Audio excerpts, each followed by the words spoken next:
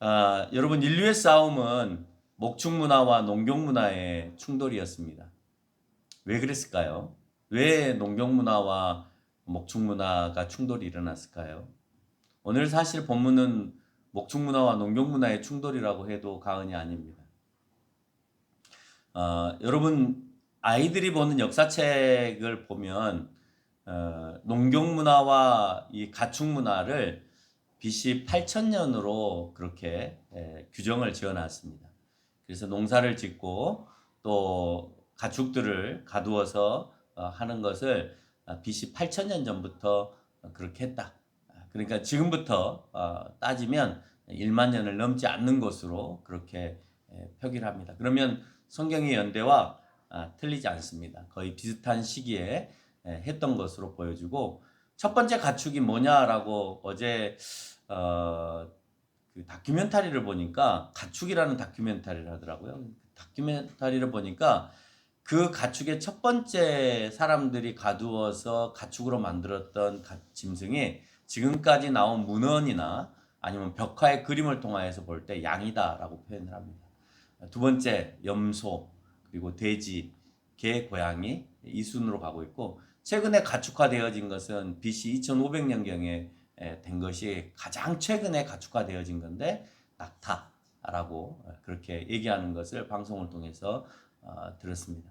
그래서 가축 문화가 BC 8000년으로 되어졌는데 농경이나 가축 문화 둘 다 BC 8000년으로 보는 것은 성경에서 둘 다 동시에 오늘 이루어지고 있는 농사를 지었더라 또 가축을 키웠더라 짐승을 키웠더라라는 모습을 통해서 보면 그래 이제 학자들도 성경의 어느 부분들을 벗어나지 못하고 있구나라고 하는 것을 이제 점점 짐작하게 되었습니다.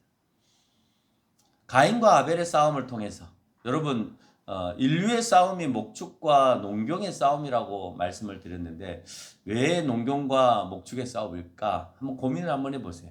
그러면 오늘 가인과 아벨의 모습 속에서 특히 가인이 왜 좋지 않은 마음을 먼저 품게 되었을까 하는 것을 우리가 좀 짐작해 볼 수가 있을 것 같아요. 물론 본문이 그것을 자세하게 설명하고 있지 않기 때문에 이거다라고 우리가 말할 수는 없겠지만 그 문화 자체, 이미 성경이 말해주고 있는 목축과 농경이라고 하는 문화를 먼저 얘기하고 있는 것을 토대로 우리가 얼마든지 짐작은 해볼 수 있겠다라는 생각을 해봅니다. 여러분 목축을 하고 있던 사람들은 윤번제로 돌아가면서 그 목양지에서 풀을 뜯깁니다. 오늘 여기서 뜯겼으면 다음 날에는 저 다른 쪽으로 왜 풀이 이제 다 먹어서 없기 때문에 풀이 있는 쪽으로 이동을 해서 또 이제 풀을 뜯기게 되는 거죠. 그렇게 몇 날 며칠 이렇게 뜯기다 보면 많은 지역을 토대로 해서 이제 풀을 뜯겨야 되는 거죠. 과거에 소나 이런 짐승들의 꼴을 배로 갈 때도 보면 한번 꼴을 배로 가는 곳에 뭐 그 다음날 다시 막 풀이 쑥 자라고 막 그러지 않잖아요.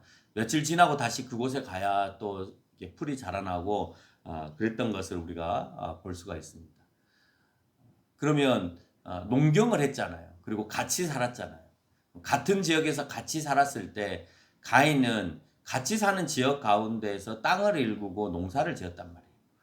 과거에 제가에 가서 이렇게 형들이 이제 소의 꼴을 이렇게 뜯기는 모습을 보면 논두럭이나 밭두럭 같은 데다가 소를 메어놓고 풀을 뜯기는 모습을 여러 번 이제 봤습니다. 근데 중요한 거는 한 번씩 난리가 나는 경우가 있는데 그 이유가 뭐냐면 그 말뚝이 풀려가지고 콩밭이나 뭐 이런 밭으로 들어가는 거예요. 들어가서 소가 다 먹어버리는 거예요. 그러면 이제 난리가 나는 겁니다. 소를 끌고 갔던 형도 야단을 맞고 그 소는 그 형한테 이제 매질을 당하는 거죠. 다 먹었기 때문에. 그 자기가 이제 감당할 수 없는 상황이 돼버리기 때문에 그런 일들을 이제 하게 됩니다. 마찬가지. 우리가 한번 짐작을 해볼 수가 있겠죠. 같은 지역에서 살고 그 지역 가운데서 오늘 갑자기 형이 농사를 짓습니다. 농사를 짓고 그 안에 씨를 뿌렸는데 그게 곡식이 자라나기 시작하고 있습니다. 자라나고 있는데 가축이 더불어 함께 살아가고 있습니다. 근데 지금까지 뭐가 뭔지 아무것도 모르는 상태에서 지금 살아가고 있는 거예요. 아, 농사는 이거고 가축은 이거고 뭐 언제 이 곡식이 자라나고 뭐 이런 거를 지금 전혀 경험하지 못한 상태에서 지금 살아가고 있는 겁니다. 처음 시도해 보는 것들이에요. 처음 시도를 해 보는데 거기에서 곡식이 자라고 이제 순이 자라났겠죠. 그러면 아벨의 입장에서는 항상 먹였던 곳에 돌아다니면서 풀을 이제 가축들을 먹이게 되는데 양을 잡아서 하나님께 드렸으니까 양을 키웠겠죠. 양을 키우는 가운데에서 윤번제로 돌아가면서 풀을 뜯기는데 우리가 풀을 뜯겨야 될 그 장소에 곡식이 자라나 있는 거예요. 근데 그 곡식인지 아닌지 모르잖아요. 처음에는 다 순으로 자라나 있기 때문에. 그러면 분명히 그 양들은 그렇다고 해서 지금처럼 울타리를 쳐놓거나 그러진 않았을 거란 말이죠. 그러면은 얼마든지 그것이 그냥 풀인 것으로 알고 먹었을 가능성들도 굉장히 높다는 거예요. 농경과 목축의 충돌은 그런 곳에서 일어납니다. 농사를 짓고자 하는 사람들이 목축의 땅들을 침범해 가면서 농경화해 가는 것. 목축 사람들은 농경화되어진 그 땅이 과거에 우리가 목초지로 사용했던 곳인데 어느 순간 걔네들이 농경지로 사용하면서 우리의 목초지를 없앰으로 인해서 그것으로 인한 충동들이 일어나기 시작하는 거죠. 그래서 그래? 그러면 너희가 그렇게 농경지로 삼았어? 그러면 추수할 때 우리가 뺏을 거야. 그래서 곡식을 뺏기 위한 전쟁과 또 양들이 들어와서 가축들이 들어와서 자기의 곡식들을 먹는 것을 방어하기 위한 수단으로서 전쟁이 일어나는 것을 볼 수가 있습니다. 그래서 신석기 시대가 얼마 되지 않아서 바로 청동기 문화가 일어나는 이유 중에 하나는 결국은 그 전쟁에서 승리해야 되기 때문에 더 살상할 수 있는 무기가 개발이 돼야 돼서 청동 문화는 그 무기의 문화로서 발전하기 시작하는 거죠. 그래서 여러분 역사책에 보면 청동기 문화 뭐 이런 얘기를 할 때 보면 항상 청동검 이게 1순위로 나옵니다. 그 이유가 뭐냐? 항상 그 농경과 목축 가운데에서의 싸움과 전쟁들이 늘 있어 왔고 이 뭐 돌로 쳐서 죽이고 주먹으로 쳐서 죽이는 것은 정말 힘들게 한 명 한 명 죽여야 되지만 칼이 등장함으로 인해서 이제는 대량으로 살상할 수 있는 그런 상황이 벌어진다라고 하는 겁니다. 가인과 아벨의 사건을 통해서 보아야 하는 것은 죄가 어떻게 들어오고 있느냐라고 하는 겁니다. 오늘 사탄은 가인을 찾았다 그랬잖아요. 다시 말해서 오늘 제목에서 얘기하고 있는 것처럼 그러면 죄가 가인에게 어떻게 들어가고 있는가 하는 것도 성경을 통해서 우리에게 살며시 보여주고 있을 거라는 거죠. 저주를 받은 인간들에게 주어지는 것은 다른 것이 아니라 고통이었습니다. 아담과 하와가 죄를 짓고 쫓겨남에서 에덴 동산에서 쫓겨나서 시작되어지는 것은 고통이었고 그 고통은 여러 가지 모습으로 우리에게 보여주고 있습니다. 어떻게 고통이 시작되어지고 있느냐 하는 것을 성경이 여러 모습으로 보여주는데 첫 번째는 그들을 그 집에서 나가서 에덴 동산에서 나가서 이제는 저주의 땅으로 나가는 데 있어서 첫 번째 하나님께서는 아담과 하와에게 가죽옷을 입힙니다. 가죽옷을 입힐 때 무엇을 해야 되느냐? 동물을 죽여야 합니다. 그래서 동물이 죽어가고 있는 모습을 보게 되어졌다라고 하는 거예요. 물론 가죽옷에 대한 여러 가지 견해들이 있습니다만은 어쨌든 그 저주, 그 고통에 있어서 첫 번째로 동물의 죽음의 그 고통을 맛보아야 되는, 보아야 하는 죽음이라는 게 저런 거구나. 사람의 죽음은 아니지만 동물의 죽음을 통하여서 처음 죽음을 맛보게 되는 가인과 아담의 모습을 우리는 알 수가 있습니다. 두 번째는 그 저주를 통해서 고통받는 모습들이 바로 사장을 통하여서 연결되어지는 게 하와의 임신의 기사들입니다. 그래서 하와가 임신을 해서 아들을 낳았고 그 아들이 가인이 되었고 아벨이 되었다라고 하면서 여자에게 준 출산의 그 고통을 바로 사장에서 우리에게 보여주고 있다라고 하는 거죠. 가인은 농사를 또 아벨은 목축을 하는 고된 일이 시작되고 있다라고 하는 것도 이미 하나님께서 그들에게 부여한 그 고통의 일이 이어지고 있구나라고 하는 것을 우리가 알 수가 있습니다. 또 뿐만 아니라 두 사람이 하고 있던 행동 가운데 하나가 제사를 지내는 일이었습니다. 제사는 숭배하는 대상을 기억하는 장치입니다. 그래서 그날 그 시기가 되어지면 항상 숭배하는 그분을 대상으로 해서 늘 제사를 지내야 되는 것으로 되어 있죠. 그래서 기억을 잃어버리지 말도록. 우리가 주일날 예배를 드리는 것은 하나님을 잃지 않게 하기 위한 기억의 장치입니다. 왜 꼭 주일날 그것을 만들어놨느냐? 그렇게 주일날 계속해서 반복적으로 만들어내지 않으면 그러면 잊어버리게 되는 거예요. 그런 형태에서 여러분 각 가정에서 믿지 않은 사람들이 제사를 지내는 것도 그 부모나 조상을 잃어버리지 않게 하기 위한 장치로서 제사의 의식을 만들어 놓은 거예요. 근데 그거는 일반적인 사람들이 만들어 놓은 게 아니라 이미 성경에서 제사의 원칙과 법칙들을 사람들이 인류를 살아가면서 그것을 수용하면서 가져오게 되어지는 거라는 거예요. 단 숭배의 대상이 하나님에서 사람으로 바뀌어버렸다라고 하는 거예요. 하나님의 형상이 아니라 아담의 형상, 즉 자기의 형상이라고 하는 사람의 형상을 창세기 5장 3절을 통해서 낳기 시작합니다. 그래서 인간이 처음 만들어질 때는 하나님의 형상으로 만들어졌다라고 표현을 하고 있는데 그 다음 아담 이후로 출생되어지는 사람들을 뭐라고 얘기하냐? 자기의 형상대로라고 표현합니다. 여기에서 말하는 아담의 자기의 형상은 사람의 형상으로 얘기하고 있기 때문에 하나님의 형상이 아닌 죄 가운데 놓여인 인간의 형상으로 사람들을 낳기 시작하였다라는 것. 그 말의 의미는 그 형상으로 사람을 낳았기 때문에 이제는 사람의 형상의 모습들로 제약된 모습으로 사람들이 출생되어지고 살아가겠구나라는 것을 우리가 알 수가 있고 그로 인해서 그 뒤에 일어나는 범죄의 모습들을 우리가 살펴볼 수 있는 것입니다. 뿐만 아니고 오늘 사탄을 통해서 저주받고 이 고통받은 이 세상 가운데서 인간들 가운데 심리적으로 일어나는, 앞에서는 물리적으로 일어나는 일들이었습니다. 가축이 죽고 하와가 임신을 하고 출산을 하고 농사를 짓고 목축을 하고 제사를 지내는 것은 눈에 보이는 가시적이거나 물리적인 일이었다면 이제는 심리적인 것도 성경에서 보여주고 있는데 첫 번째는 분함이 오늘 본문 5절에서 등장을 하고 있습니다. 제사를 지냈는데 아벨의 것만 받았습니다. 가인의 마음에 분함이 등장을 합니다. 그 다음에 또 뭐가 등장하냐면 살인이 등장합니다.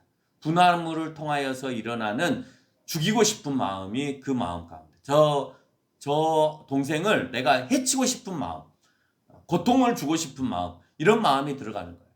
그리고 앞서 아담으로부터 받았던 정가된 마음이 두 가지가 있는데 하나는 변명의 마음입니다. 가인은 네 동생 어디 있느냐라고 물어보니까 내가 내 동생을 지키는 자입니까? 라고 말하면서 아담과 하와가 했던 모습과 똑같이 변명하는 모습을 그대로 닮아서 가지고 오고 있다라고 합니다. 두 번째, 아담과 하와가 가지고 있는 모습을 그대로 또 닮아서 가지고 오고 있는 게 있는데 뭐냐면 하나님을 두려워하기 시작합니다.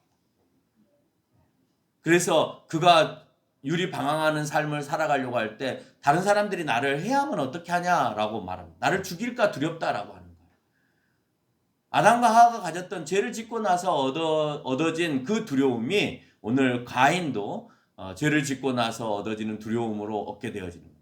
여러분, 그래서 죄를 지으면 내가 잘못을 하면 첫 번째 변명부터 합니다. 두 번째, 그 죄를 지은 것에 대한 두려움을 갖습니다. 분명합니다. 정확합니다.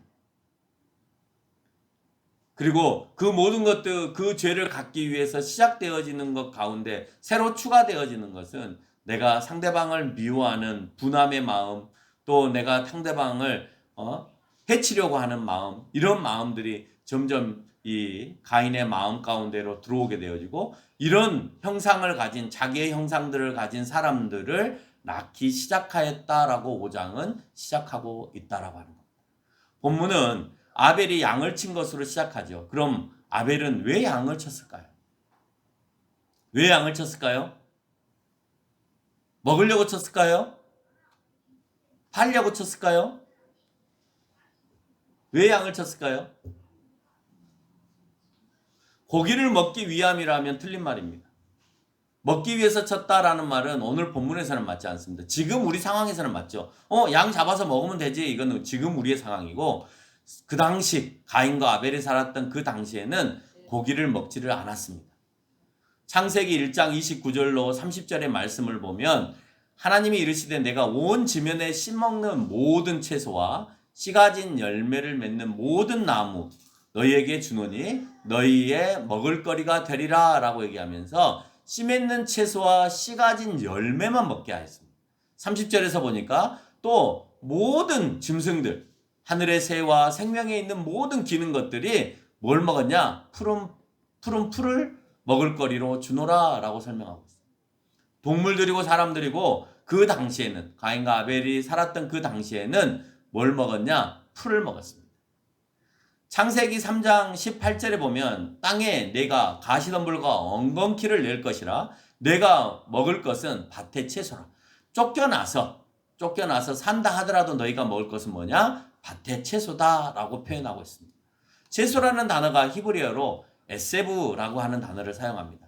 이 에세브라는 단어를 다 검색을 했더니 채소라고만 해석이 되어진 것이 아니고 창세기 1장 30절에서는 에세브가 뭘로 표현됐냐? 풀.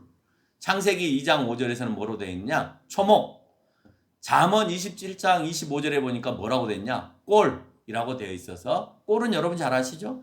동물의 먹이로 쓰여지는 것을 꼴이라고 얘기합니다. 그래서 꼴로 표현되어지면서 에세브는 항상 채소로만 표현되어지지는 않지만 야채 또는 채소, 식물로만 표현될 때 에세브라고 하는 단어를 사용하고 있더라라고 하는 겁니다. 이 당시에 사람들을 비롯하여 모든 동물들이 풀과 채소, 열매, 풀 이런 것들을 먹은 것을 알 수가 있습니다. 그래서 지금 우리가 고기를 먹고 있습니다만은 이 고기가 그러면 언제부터 먹어졌느냐라는 것도 궁금하잖아요. 채소만 먹었는데 그럼 그 채소를 쭉 먹다가 그러면 우리가 지금 고기를 먹고 있는데 이 고기는 언제부터 먹었느냐? 창세기 9장 3절에 보니까 노아 홍수가 끝나고 난 다음에 그곳에 정착 생활을 하려고 할 때 하나님께서 노아에게 이렇게 말씀하십니다. 모든 산 동물은 너희의 먹을 것이 될지라 채소같이 내가 이것을 다 너희에게 주노라 라고 얘기하면서 이제는 채소를 먹는 것이 아니라 채소처럼 산 동물을 잡아서 먹어라 라고 명령하고 계시는 것을 우리가 알 수가 있어요. 그럼 아벨은 먹지도 못하는 양을 왜 키웠을까 하는 겁니다. 왜 키웠을까? 오늘 본문 4장 4절에 보니까 아벨은 자기도 양의 첫 새끼와 그 기름을 드렸더니 라는 말씀을 통해서 보면 제사의 제물로 사용하기 위해서 드리고 있더라라고 하는 거예요. 다른 이유는 모르겠어요. 그런데 그가 하는 행동이 있어요. 양을 통해서. 그 가축을 통해서. 그건 뭐였냐? 제사했다라고 하는 거예요. 가축을 죽여서 이용한 첫 번째 사건은 죄를 짓고 에덴 동산에서 뇌똑김을 당했던 그 당시에 하나님께서 창세기 3장 21절에서 아담과 하와에게 가죽옷을 입혔던 것이 첫 번째 양의 희생이었습니다. 가축의 양은 아닐지 모르지만 가축의 희생이었습니다. 가죽의 옷을 얻기 위해서 그와 같이 가축을 잡아가지고 짐승을 잡아서 가죽옷을 입혔던 것을 우리가 알 수가 있죠. 가죽옷을 입혀서 주님을 그 가축옷을 주신 것에 대해서 다양한 해석들을 하게 되는데요. 성경적으로 보면 죄의 결과로 죽음이라고 하는 것을 시사하기 위해서 죄를 지으면 이렇게 죽는다 라고 하는 것을 시사하기 위해서 가죽옷을 입혀 주었다라고 성경적 해석을 하는 사람들도 있습니다. 교리적으로도 해석합니다. 교리적으로는 어떻게 해석하냐? 하나님의 사랑과 구원의 첫 사건이다라고 보는 겁니다. 하나님은 추위에 떨 수 있고 더위에 떨 수 있고 이제는 에덴 동산과 같이 아주 인간이 살 수 있는 좋은 상태의 땅인 것이 아니라 이제는 저주받은 땅으로 가야 하기 때문에 그곳에 일어나는 많은 다양한 환경들 또 많은 해충들 그런 것들을 이겨내기 위해서는 내 피부에 직접적으로 뭔가가 닿아서는 안 되는 거죠. 더군다나 엉겅퀴의 가시덤불을 하나님이 주신다고 했는데 맨살로 농사를 짓다가는 다 슬키고 긁히고 피나고 그래서 지금과 같이 치료제가 있으면 상관이 없지만 그때는 약도 없기 때문에 뭐 얼마든지 파상풍에도 걸릴 수 있는 거고 아니면 피에 오염이 돼서 죽을 수도 있는 그런 상황이 되어질 수도 있는 겁니다. 그러니 가죽옷은 보호 차원에서 굉장히 중요한 거죠. 내 살을 슬키거나 다치거나 하지 않게 하기 위해서 가죽옷은 굉장히 중요한 역할을 하고 있다. 그래서 아이들이 보는 역사책에서도 그 가죽옷의 의미는 우리의 그 인간의 피부를 보호하는 의미, 그래서 인간의 생명을 더 연장시킨다라고 하는 의미를 부여하고 있습니다. 교리적으로 하나님의 사랑이 그 안에 담겨 있고, 그리고 내가 죽음 가운데서, 육체적인 죽음 가운데서 살게 하기 위한 구원의 수단으로서 가죽옷을 입혔다라고 하는 것으로 해석합니다.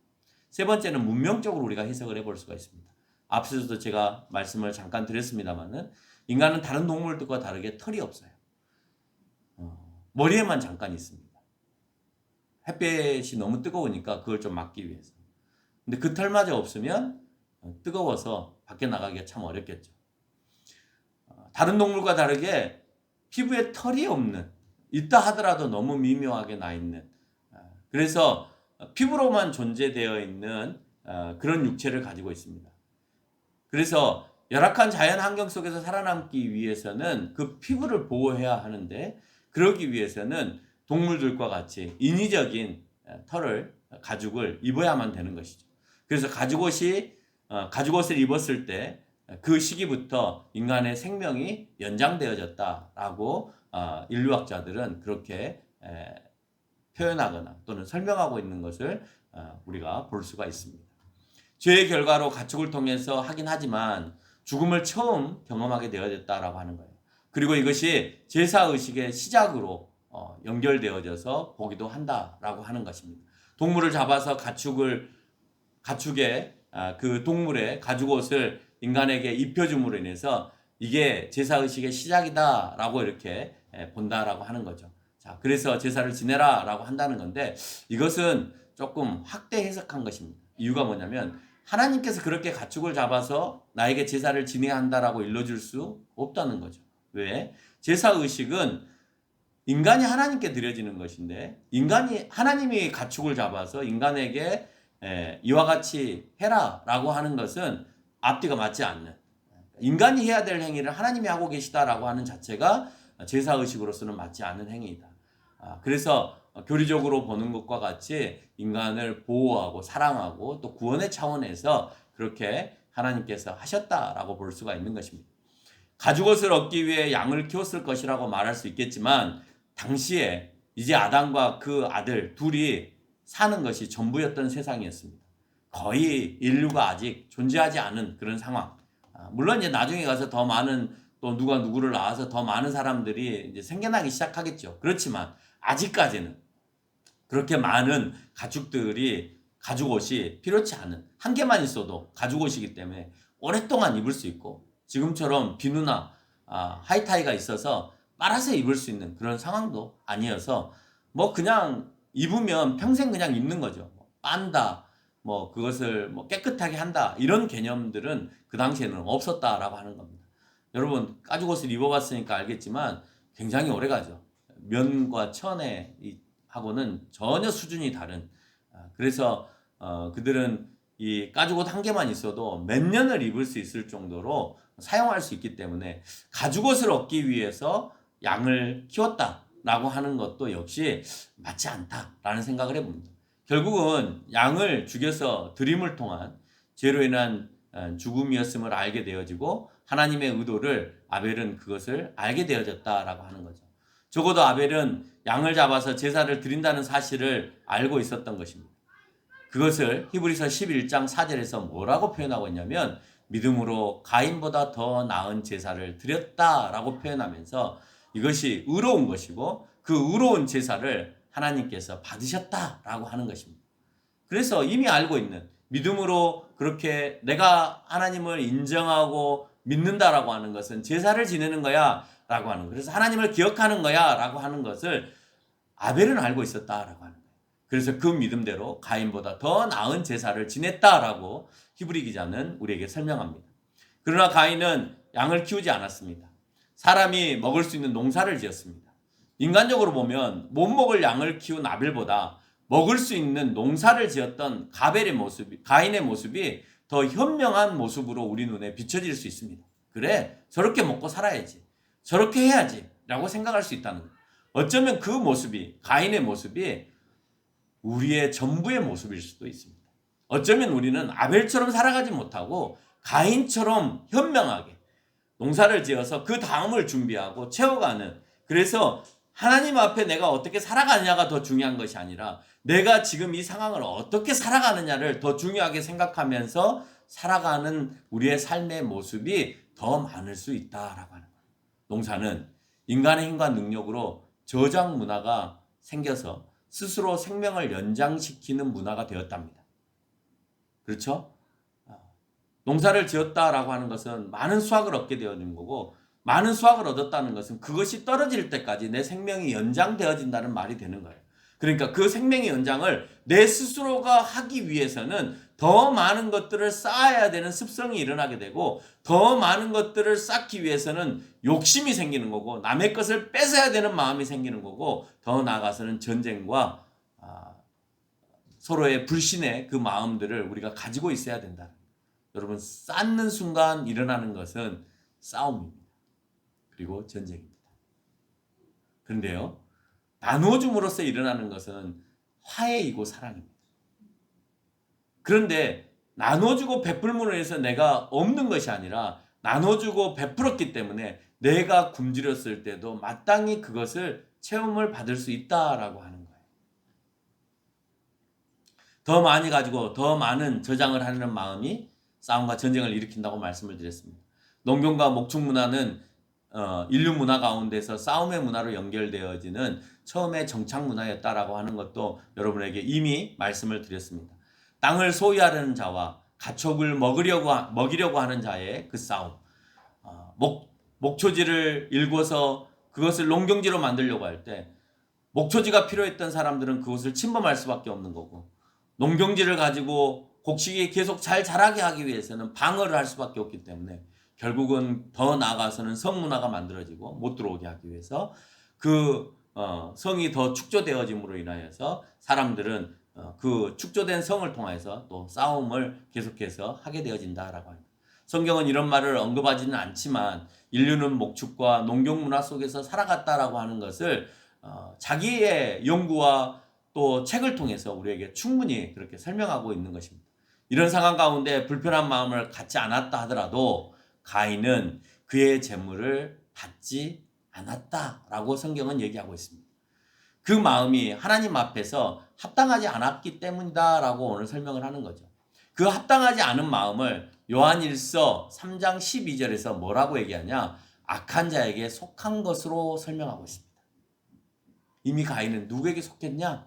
악한 자에게 속한 거예요. 사탄은 누구를 찾았냐? 가인을 찾았습니다.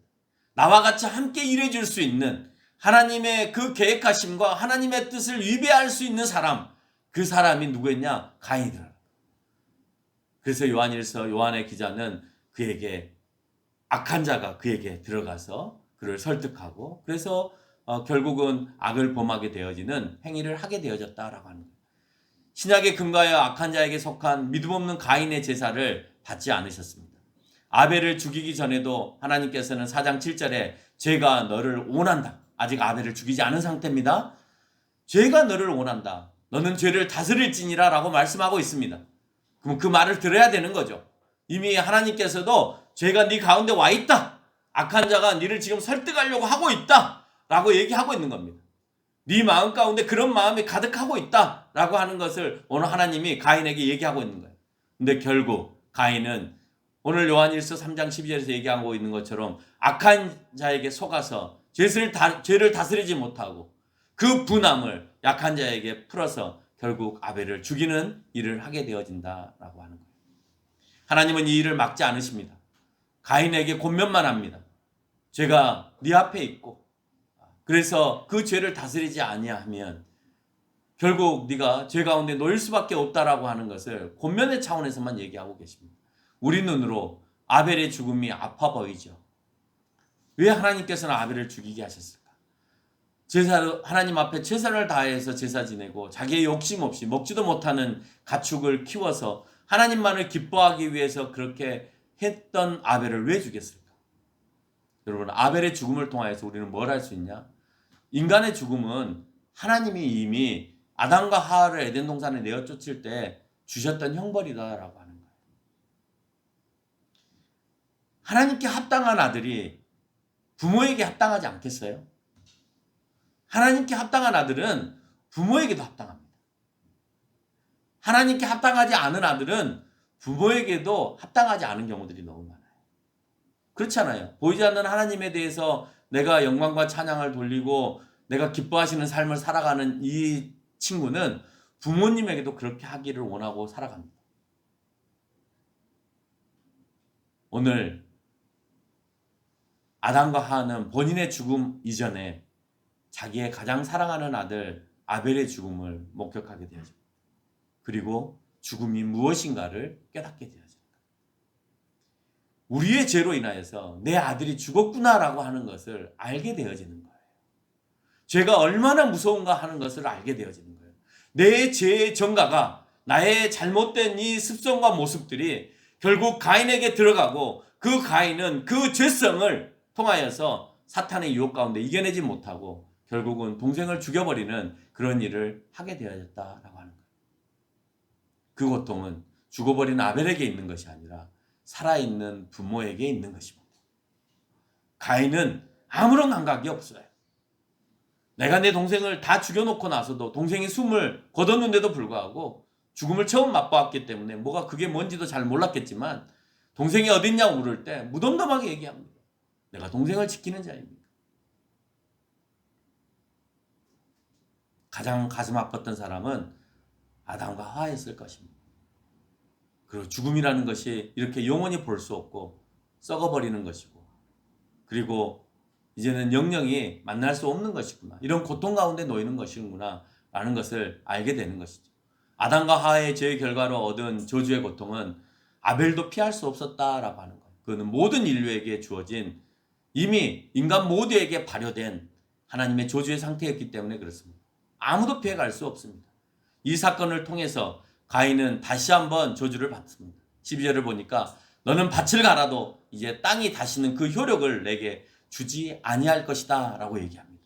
그래서 본인은 농경생활을 통해서 많은 것들을 축적하고 저장하고 살고 싶었는데 하나님께서는 그것을 허용하지 아니하고 농경의 정착 생활을 못하게 하면서 유리하는 생활, 유리방황하는 생활을 해라 라고 명령을 내립니다. 그 후손의 족보가 계속해서 연결되어지면서 20절에 가서는 그 가인의 계보를 쫓아서 그들의 후손들이 가축을 치는 자의 조상이 되었다라고 설명을 하면 본인들이 의도하는 대로 농경의 정착 생활이 아니라 목축을 하는 일로 그 삶이 바뀌어가더라라고 하는 거예요. 악한 생각으로 우리가 어떤 것을 의도한다 할지라도 하나님께서 변경하시면 결코 내가 의도하는 대로 살아갈 수 없다라고 하는 것을 오늘 본문은 우리에게 보여주고 있는 거예요. 여러분, 여러분의 의도대로 뭘 만들려고 노력하세요? 뭘 해보려고 노력을 하십니까? 여러분의 의도대로 뭘 어떻게 하면 부자가 될 것 같습니까?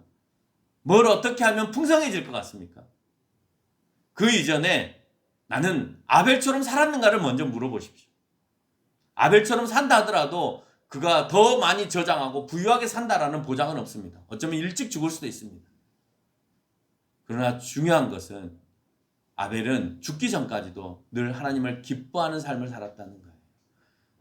내가 차라리 그렇게 사느니 이 땅에서 어떤 방법을 통해서든 수단과 방법을 통해 가리지 않고 돈을 많이 벌고 부를 축적하고 살아야지 사십시오. 그게 기쁜 삶이라면 얼마든지 사십시오. 그러나 성경은 그것을 기쁜 삶이라고 얘기하지 않습니다. 무엇이 기뻐하는 삶이냐? 하나님을 기쁘게 하는 삶을 살아가는 것이 기뻐하는 삶이라는 거예요. 그 이유는 뭐냐?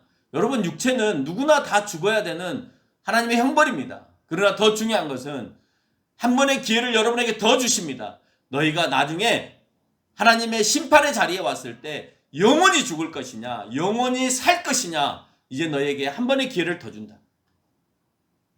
육체는 아담 이후로 다 죽어야 되는 형벌이기 때문에 다 죽어야 되는 것이지만 이제 영원히 살 것이냐 영원히 죽을 것이냐 하는 것은 예수 그리스도를 믿음으로 해요. 하나님을 기뻐하시게 하는 그 삶을 통하여 한 번 더 기회를 주는데 뭘 할 거냐?